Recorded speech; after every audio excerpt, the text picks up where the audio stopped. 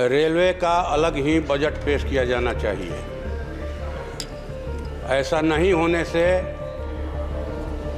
विभाग की महत्ता कम होती है, इसका महत्व घटता है। इसलिए मेरी राय है कि अलग से रेलवे बजट आने वाले दिनों में पेश किया जाए सदन के अंदर। सदन में रेलवे के लिए अलग बजट की मांग कर रहे ये हैं सुदामा प्रसाद, बिहार के आरा से सांसद और CPI-ML के तेज तर्रार नेता। अलग बजट तो नहीं मिला, लेकिन सुदामा प्रसाद संसद में रेलवे की स्टैंडिंग कमेटी के सदस्य बना दिए गए। प्रसाद समिति के बाकी सदस्यों के साथ एक स्टडी टूर पर थे, जहां हर एक सदस्य को भारतीय रेल ने 1 ग्राम का सोने का सिक्का और 100 ग्राम चांदी का बिस्किट जरूर दे दिया। सोचिए, वही भारतीय रेल जो पूरे समय शिकायत करता रहता है कि आप जो टिकट खरीदते हैं उससे वो अपना खर्च नहीं निकाल पाता है, माल भाड़े से घाटा पूरा करता है, वही रेलवे सांसदों को सोने के सिक्के, चांदी के बिस्किट बांट रहा है। बस इसी बात पर सुदामा प्रसाद ने रेलवे को लपेट लिया। सुदामा प्रसाद ने महंगी धातुएं रेलवे को लौटा दी हैं और 2 नवंबर को रेलवे स्टैंडिंग कमेटी के चेयरमैन CM रमेश को एक खत भी लिखा, जो अब वायरल हो रहा है। इसमें वो बताते हैं, 31 अक्टूबर से 7 नवंबर तक मैं एक अध्ययन यात्रा या स्टडी टूर पर था, जो बेंगलुरु, तिरुपति से हैदराबाद तक हुई।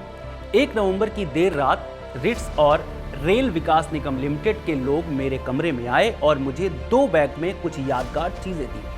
मैं पूरे दिन की थकावट के कारण तुरंत इन चीजों को नहीं देख सका। बाद में मैंने देखा कि रिट्स ने मुझे 1 ग्राम का सोने का सिक्का और रेल विकास निगम लिमिटेड ने 100 ग्राम का चांदी का ब्लॉक दिया था। सुदामा प्रसाद ने इन गिफ्ट्स के जरिए रेलवे में वैकेंसी और यात्रियों के किराए पर भी सवाल खड़े कर दिए। उन्होंने लिखा कि जब यात्री खराब रेलवे सुरक्षा, बढ़े हुए किराए, सुविधाओं की कमी और गलत व्यवहार का सामना कर रहे हैं, ऐसे में स्थायी समिति के सदस्यों को इस तरह के उपहार देना न केवल अनैतिक है, बल्कि ये भ्रष्टाचार के कगार पर है, जो सांसदों को जनहित से जुड़े मुद्दों को उठाने से चुप कराने की कोशिश कर रहा है। सुदामा ने आगे लिखा कि रेलवे स्टेशन पर सफाई कर्मचारियों को न्यूनतम मजदूरी नहीं मिल रही है, उन्हें ठेके पर काम करने के लिए मजबूर किया जा रहा है और ठेकेदार उनका उत्पीड़न कर रहे हैं। इसी तरह आम लोग जनरल और स्लीपर डिब्बों में बिना सामान के यात्रा करने को मजबूर हैं। गरीबों और मध्यम वर्ग के लिए कोई नई ट्रेनें नहीं लाई जा रही हैं, जबकि मुख्य ध्यान वंदे भारत जैसी ट्रेनों पर है।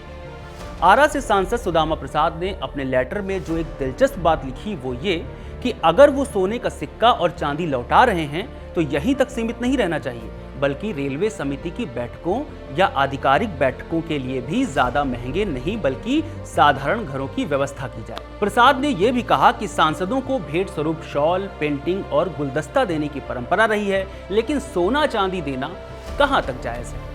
रेलवे को आईना दिखाने वाले सुदामा प्रसाद हैं कौन, ये भी जान लीजिए।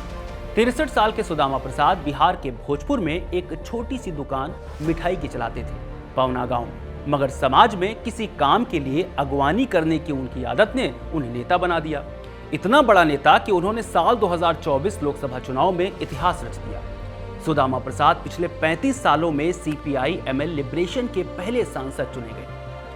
ये चुनाव जीतने के लिए सुदामा प्रसाद ने लंबा संघर्ष किया। उन्होंने भोजपुर जिले में दलितों, भूमिहीन गरीबों और किसानों के हक के लिए लंबी लड़ाई लड़ी। कई सालों तक संघर्ष करने के बाद उन्होंने आरा के मौजूदा BJP सांसद और पूर्व केंद्रीय मंत्री RK सिंह को चुनौती दी, जिसमें वो कामयाब भी हुए। सुदामा प्रसाद से पहले आखिरी बार CPI-ML के किसी सदस्य ने 1989 में लोकसभा चुनाव जीता था, जब रामेश्वर प्रसाद ने इंडियन पीपुल्स फ्रंट यानी IPF के उम्मीदवार के तौर पर आरा सीट जीती थी। खैर, सुदामा प्रसाद रेलवे का गिफ्ट लौटाने की वजह से एक बार फिर चर्चा में।